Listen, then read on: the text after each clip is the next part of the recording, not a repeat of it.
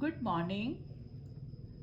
आज मैं सीमा Gulati third year के स्टूडेंट को ऑर्गेनो सल्फर कंपाउंड्स इस वीडियो लेक्चर में बताऊंगी। ऑर्गेनो सल्फर कंपाउंड्स का सबसे पहले हम नॉमनक्लेचर या नामकरण देखते हैं। सल्फर परमाणु युक्त कार्बनिक यौगिकों को कार्बन सल्फर यौगिक कहा जाता है। इनका नामकरण सल्फर की संयोजकता पर आधारित होता है। जिन यौगिकों में यह ऑक्सीजन की भांति द्विसंयोजी होते हैं उन्हें थायो पूर्व लंग लगाकर उनके ऑक्सीजन सजात का नाम लिख दिया जाता है।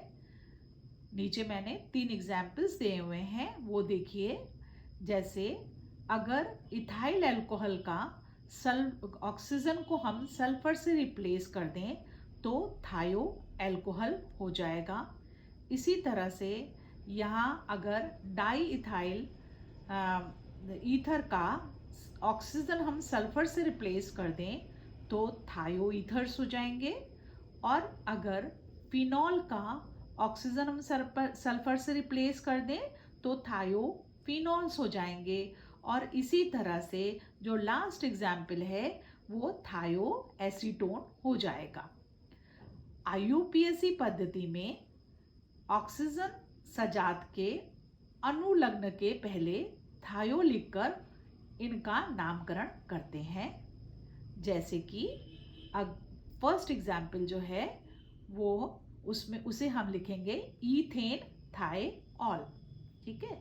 नेक्स्ट जो एग्जाम्पल है वो है उसे हम लिख सकते हैं साइक्लोहेक्सेन इथेनॉल। इसी तरह से जो नेक्स्ट एग्जाम्पल है उसका नाम हो जाएगा 1,2-ईथेन डाइथायोल।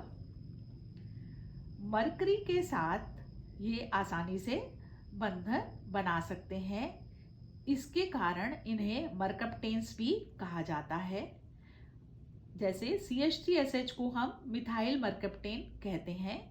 मरकप्टेन पद्धति से भी हम इन्हें नाम दे सकते हैं। सल्फर की उच्च ऑक्सीकरण अवस्था होने पर कार्बन यौगिकों को उनके विशिष्ट नामों द्वारा पुकारा जाता है। जैसे जो फर्स्ट एग्जाम्पल है उसे हम कहेंगे मीथेन सल्फिनिक एसिड।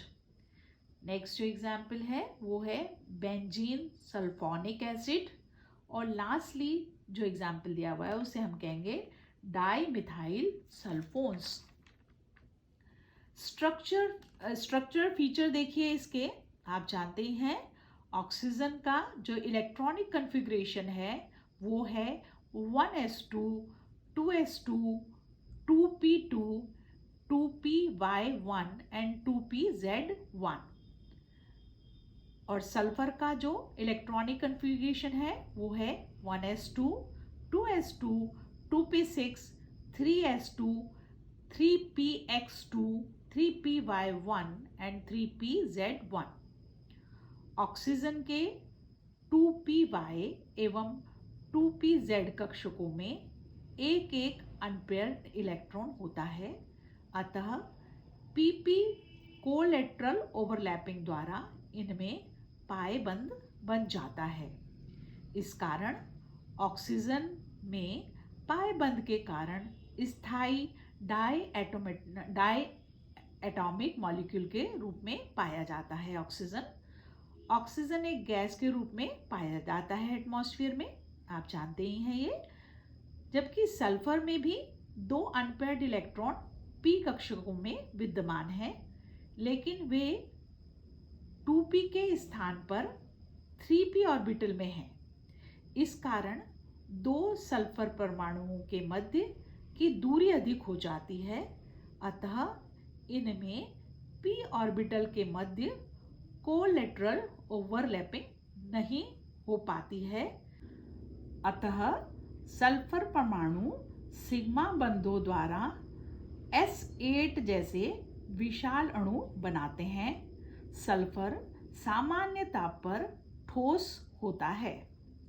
इसी कारण कार्बन सल्फर बंध युक्त यौगिक अस्थायी होते हैं।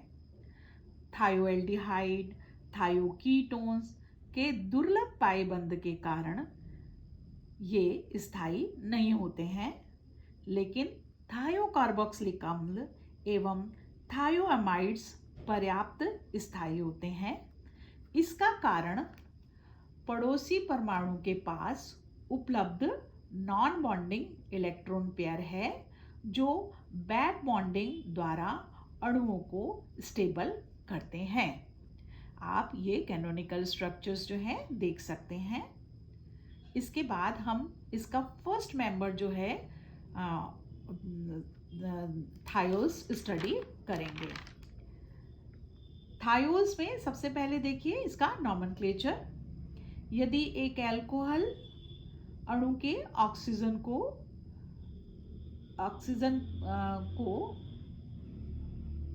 सल्फर के परमाणु द्वारा बदल दिया जाए तो जो यौगिक बनेंगे उन्हें थायो एल्कोहल्स या थायोल्स कहा जाता है। मैंने कुछ एग्जाम्पल्स दिए हैं। सबसे पहला एग्जाम्पल जो है आप देखेंगे C2H5SH है।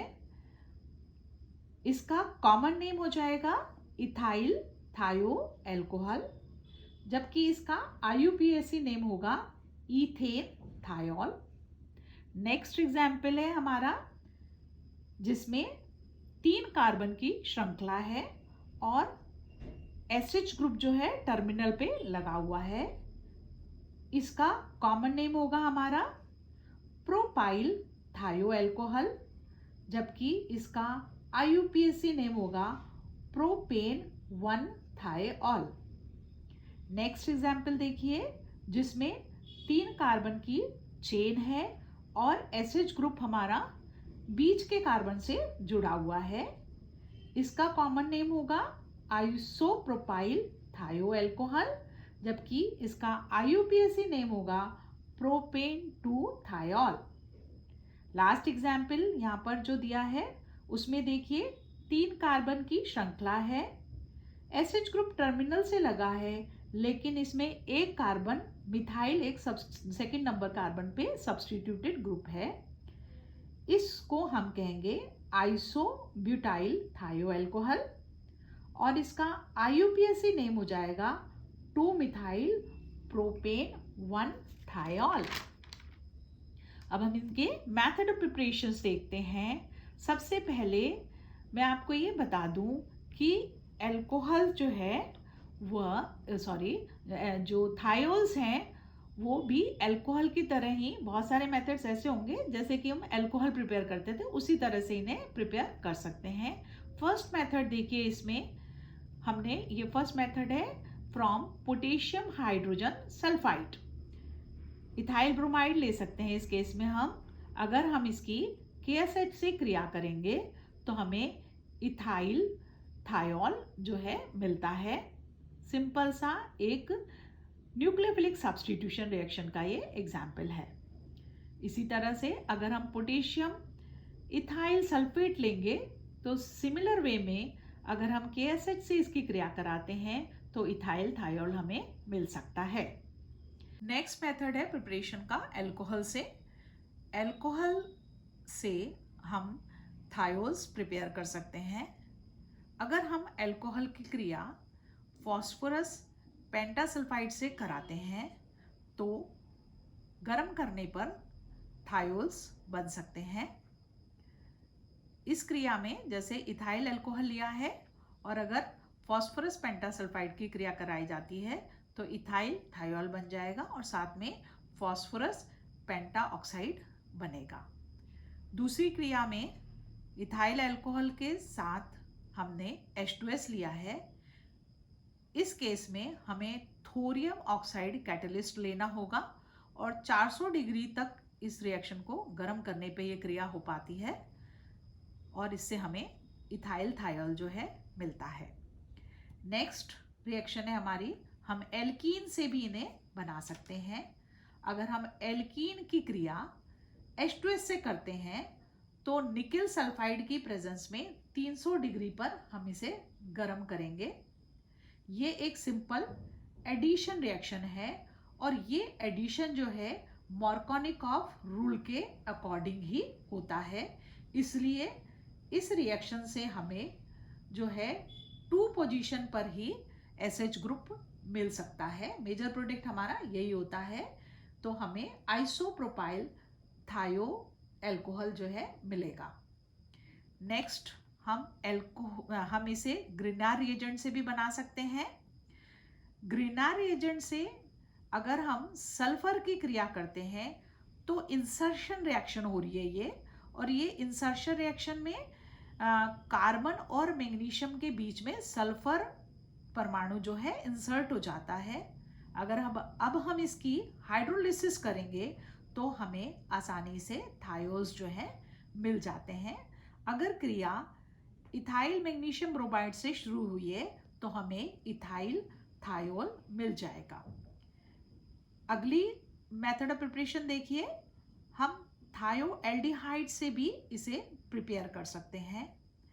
थायोएल्डिहाइड का रिडक्शन करते हैं हम ईस्ट की प्रेजेंस में, तो हमें जो है रिडक्शन के फलस्वरूप थायोल्स मिलते हैं।